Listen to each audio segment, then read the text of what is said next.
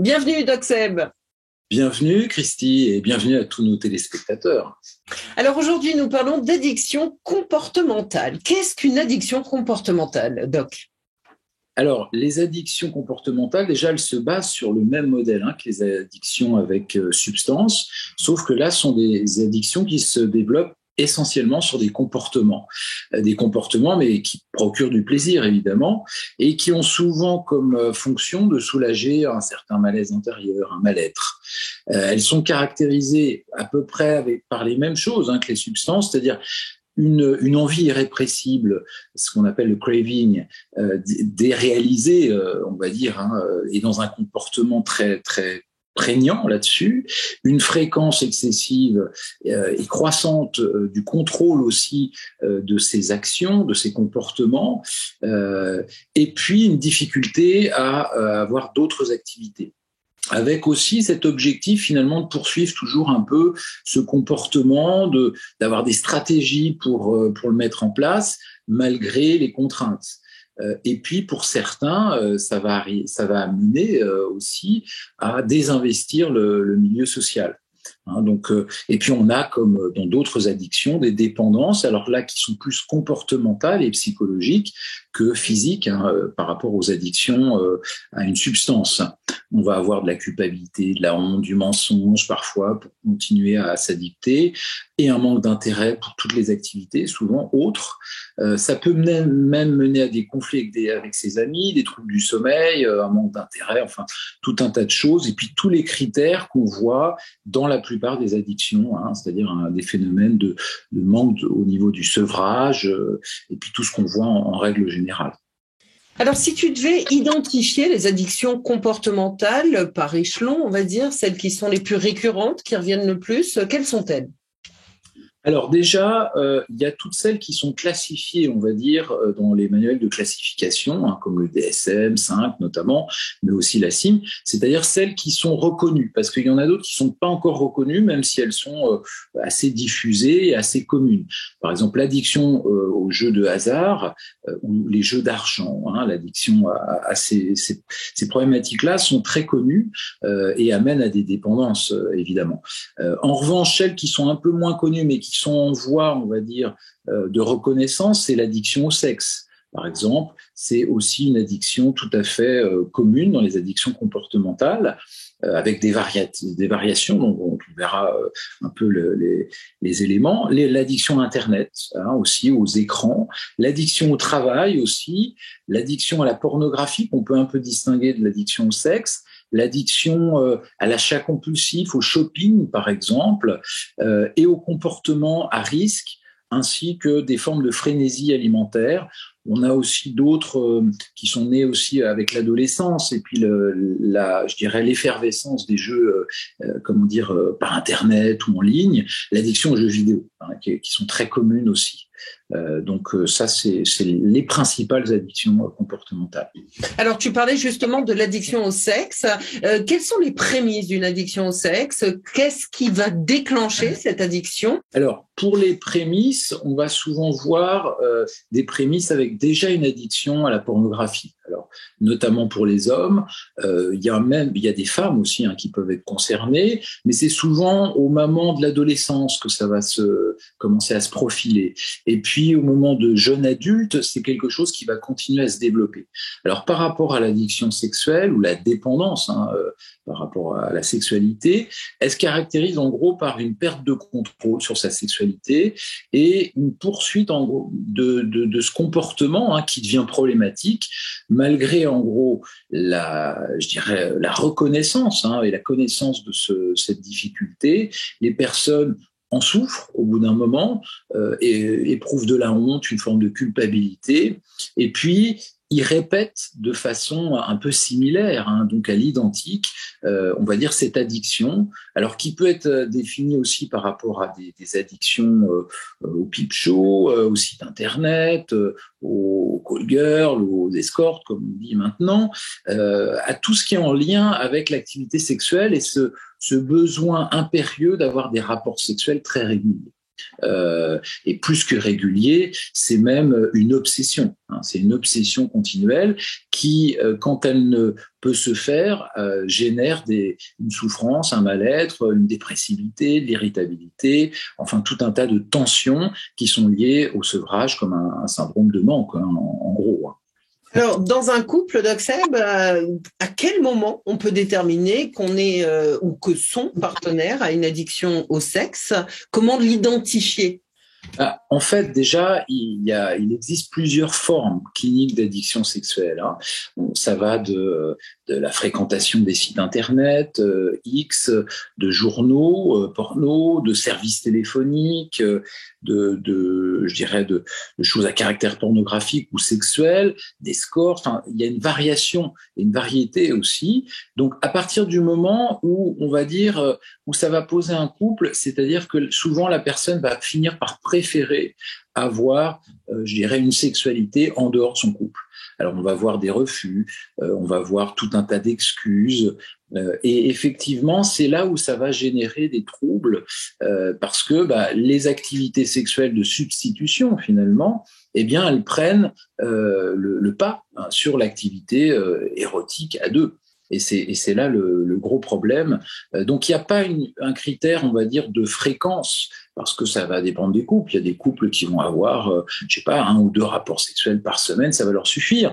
D'autres, c'est 3 à 4. C'est vraiment à partir du moment où ça devient plus important qu'avoir un rapport ou une activité sexuelle avec partenaire. Ça, c'est avec son partenaire de couple. Ça, c'est clair. Alors après, on peut le développer aussi et l'évaluer à partir de tests. Par exemple, il y a des tests qui sont connus.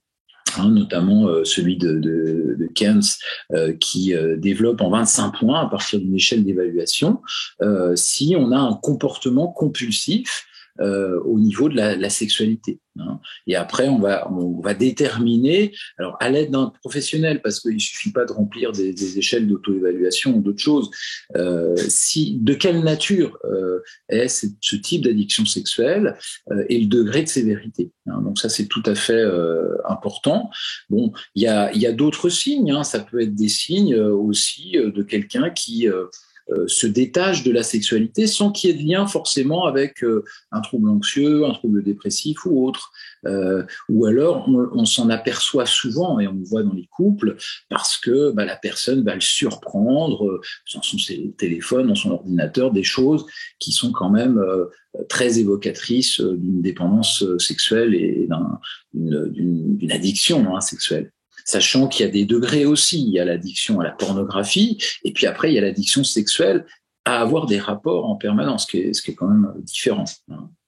Alors, tu en parlais en début d'émission, on entend souvent que les jeux d'argent peuvent devenir une addiction au point de mettre sa vie entre parenthèses et même en danger.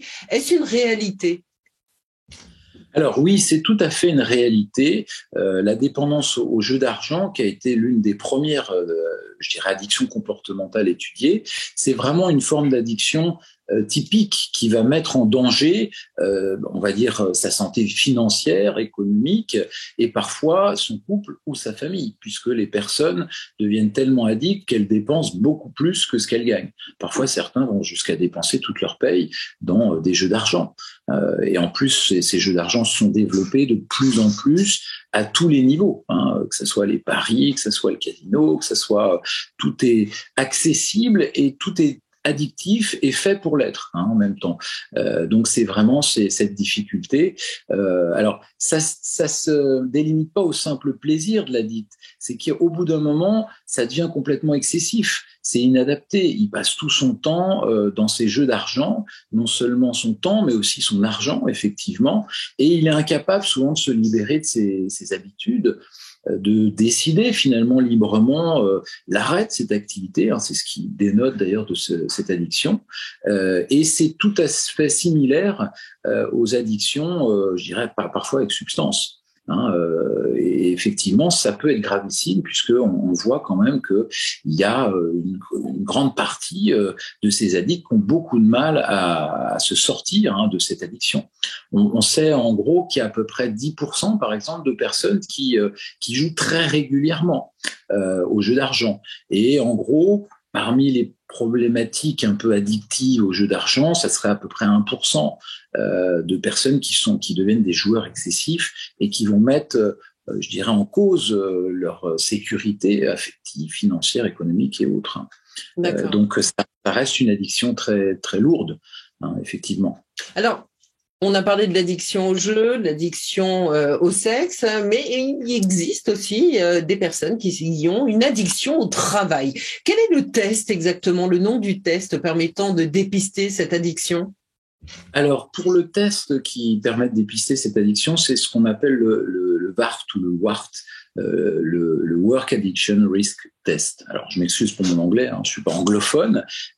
Donc, c'est un test qui permet, en 25 points à peu près, de définir son addiction au travail, qu'on appelle workaholisme aussi, ou encore l'ergomanie, c'est-à-dire la manie du travail qui devient une obsession et qui prend toute la place.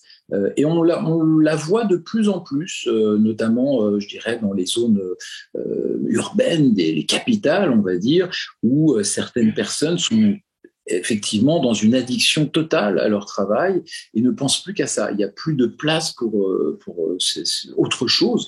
Moi, je le vois aussi dans ma patientèle. Hein. J'ai des personnes qui sont dans cette difficulté. Ça se traduit par cette addiction au travail par un surinvestissement excessif du travail, une inadaptation finalement de son activité professionnelle, des personnes qui travaillent de 8 heures du matin jusqu'à plus de minuit.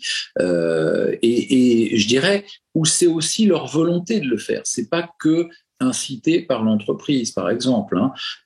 Donc, il y a vraiment cette addiction. Alors, souvent, ça amène à terme à une faible estime de soi. Alors, ça s'appuie sur une reconnaissance sociale, c'est-à-dire ce besoin de reconnaissance sociale par le travail, qui est très fort à notre époque. Et puis, c'est souvent, on s'aperçoit quand même, cette addiction qui vient combler un vide. Et ça constitue pour certains une forme de refuge pour oublier le temps, pour oublier aussi sa souffrance et parfois son mal-être psychologique, mais c'est pas la solution puisque on se désocialise. Et puis si on est en couple, ça peut compromettre son couple à un moment donné aussi. Alors, j'ai envie de te dire, aimer le sexe, bon, ok, pourquoi ça en ferait une addiction? Aimer jouer, ça peut être un petit peu compliqué. Aimer travailler, ma foi, tant mieux. Pourquoi, finalement, l'addiction est une maladie? Alors, pourquoi c'est une maladie ? C'est pas tellement l'objet, finalement. Oui, effectivement, le sexe, le travail et d'autres sont des choses que on peut, on va dire, pratiquer avec plaisir ou avoir envie de le faire. Le problème, c'est que ça devient une addiction à partir du moment où il y a des critères quand même spécifiques, où ça va prendre tout notre temps, déjà, ou une grande partie de notre temps, où ça va devenir une obsession presque monomaniaque. On va plus penser qu'à ça. Ça va générer une souffrance, ça va générer un mal-être, parfois un syndrome de sevrage aussi, on voit, de manque, et ça va tout chambouler sur son passage, ce qui fait que les personnes vont se désocialiser bien souvent et avoir des problèmes affectifs associés. C'est-à-dire il y a une problématique du lien aussi, de la connexion avec l'autre, et plutôt que de se connecter à l'autre et d'être dans un échange, dans une vraie relation, eh bien, il va se substituer, je dirais, le comportement et l'addiction comportementale. C'est tout le problème. Alors, parlons d'une addiction qui a le vent en poupe en ce moment. Je parlerai des réseaux sociaux. Comment savoir si on est accro aux réseaux sociaux ? C'est un phénomène relativement nouveau et c'est lié, on va dire, à l'ère Internet, hein, et notamment à l'ère des réseaux sociaux. Alors, sans les citer, hein, il y a effectivement cette addiction qui s'est développée. Hein. Alors, il y a des personnes qui vont passer plus de 20 heures, je dirais, en à peine 3 jours. On parle d'addiction souvent quand il y a 30 à 40 heures. par semaine. Là, il s'agit vraiment d'une forme d'addiction où les personnes sont complètement prises par ce système addictif. D'ailleurs, une grande partie des réseaux sociaux sont aussi faits pour ça, c'est-à-dire pour rendre addict. Alors, avec cette idée aussi de soi-même. On se fait des selfies, on se raconte son histoire, on devient sa propre star dans beaucoup de réseaux sociaux, mais ça peut mener aussi à ce piège d'être complètement addict et puis de passer son temps à faire ça et rien d'autre chose. Rien d'autre. Voilà. Donc effectivement, c'est une addiction qui a le vent en poupe, on va dire en ce moment, et qu'il s'agit de limiter. C'est le devoir de déconnexion. Je crois que c'est tout à fait important, que ce soit pour le travail ou pour les jeux en réseau ou pour les réseaux sociaux. Alors tu dirais que la dépendance aux écrans est un mythe ou une réalité finalement ? Alors, la dépendance aux écrans, c'est une réalité. C'est une réalité de notre époque. Il y avait eu à un moment donné des statistiques ou des études qui montraient qu'il y avait 7 à 8 Français sur 10 qui étaient conscients, en gros, de ne pas maîtriser leur usage des écrans. Et sans pour autant pouvoir changer leur fonctionnement. Alors, en plus, ça s'est démultiplié. C'est-à-dire qu'auparavant, il y avait que la télé. Maintenant, il y a eu l'ordinateur après il y a eu le smartphone, après il y a eu l'iPad. Et si on conjugue un peu tous ces écrans, eh bien, ça finit par faire presque une grève d'écran en permanence pour certaines personnes. D'ailleurs, il suffit de s'en apercevoir quand on marche dans la rue, on a des personnes qui marchent en regardant leur téléphone sans regarder devant eux, et en permanence. Donc là, effectivement, c'est pas un mythe, c'est vraiment une réalité, et on voit un raz-de-marée, notamment chez les plus jeunes, qui sont nés avec ces technologies. Donc, il s'agit effectivement de pouvoir pondérer, limiter. C'est tout à fait important, la limitation du temps d'écran et la promotion finalement d'un bon usage, plutôt que de sombrer dans des formes d'addiction qui peuvent être d'ailleurs similaires, ces addictions-là. Alors, on arrive sur la fin de l'émission, Doc Seb. La dernière question, comment justement arrêter d'avoir un comportement addict ? Alors, par rapport à ça, c'est important déjà de limiter ces pratiques et de pouvoir rentrer dans le raisonnable. C'est-à-dire quand on ne peut pas faire autrement, à un moment donné, il faut se poser des limites. Alors là, moi, je vais donner un peu l'exemple notamment des plus jeunes ou des adolescents ou des jeunes adultes. Je crois que c'est important déjà pour les parents d'éviter d'interdire à tout prix, par exemple sur les jeux vidéo, autour de la cyberdépendance. Parce que si on interdit, ça va créer l'envie de transgresser. Donc c'est important de limiter, de s'y intéresser en même temps, c'est tout à fait essentiel, de mettre en place des horaires réaliste en gros pour jouer, de définir un peu les conditions des jeux, c'est-à-dire tu pourras faire ces jeux-là une fois que tu auras fait tes devoirs, une fois que t'auras rangé ta chambre, etc. Pour les adolescents. Pour les adultes, je dirais que là il y a vraiment un travail. Puisqu'il n'y a plus de parents quelque part, mais il y a le couple. Parfois, on va s'autoréguler en couple. Ça, c'est une bonne chose, de prendre des mesures à deux. Mais c'est tout à fait important de passer aussi par des professionnels. Alors que ce soit pour les ados ou pour les adultes, des professionnels de santé spécialisés dans le domaine pour pouvoir réguler un peu tout ça et mettre en place un protocole finalement je dirais de limitation ou de sevrage. Ça va dépendre des cas, parce qu'il y a des personnes où on peut proposer, on va dire, une limitation, et puis pour d'autres, il faudra passer par un sevrage, alors progressif ou total pour d'autres, mais c'est important de passer par des professionnels qui connaissent bien l'addiction, parce qu'on ne peut pas faire n'importe quoi dans ce domaine-là. C'est tout à fait essentiel. Merci, Doc Seb. Sébastien Garnero, docteur en psychologie, sexologue et hypnothérapeute. Merci. Merci, Christy, et ainsi qu'à tous nos téléspectateurs, en espérant que ça leur donne des pistes et des voies pour avancer. Merci.